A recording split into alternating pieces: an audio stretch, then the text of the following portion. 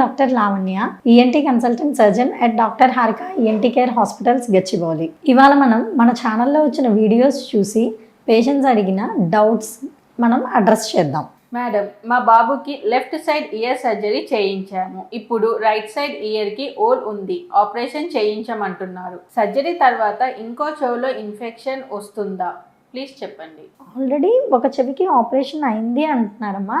So ఇప్పుడు left ఇయర్కి operation అయింది, రైట్ ఇయర్కి చేయాలి అంటున్నారు. సో రైట్ ఇయర్కి చేయడం వల్ల లెఫ్ట్ ఇయర్ మళ్ళీ ప్రాబ్లం అవుతుందా అన్నది కనుక మీ క్వశ్చన్ అయితే అలా ఏం ఉండదమ్మా. సో ఇప్పుడు రైట్ ఇయర్కి సర్జరీ చేయడం వల్ల మళ్ళీ లెఫ్ట్ ఇయర్లో ప్రాబ్లం రావడం అన్నదైతే ఉండదు.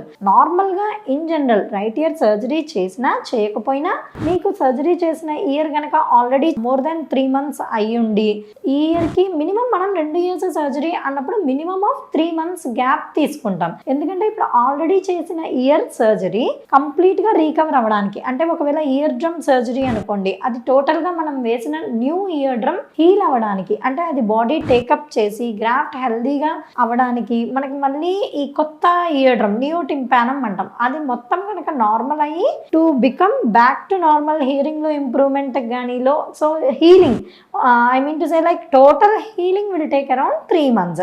సో 3 months అయిపోయింది, ఒకసారి ఇయర్ నార్మల్ అయింది అంటే you can go for other ear surgery. So ఈ ఇయర్ సర్జరీ చేయడం వల్ల మళ్ళీ చేసిన ఇయర్కి అయితే ఏం ప్రాబ్లం రాదు. ఒక మామూలుగా మీరు రెగ్యులర్గా తీసుకునే జాగ్రత్తలు ఏవైతే ఉంటాయో, చెవిలోకి నీళ్ళు వెళ్లకుండా ఉండడము, అవన్నీ తీసుకొని ఆల్రెడీ సర్జరీ జరిగి 3 months అయింది, ఇయర్ డ్రైగా ఉంది అంటే మాత్రం you can go for opposite year surgery.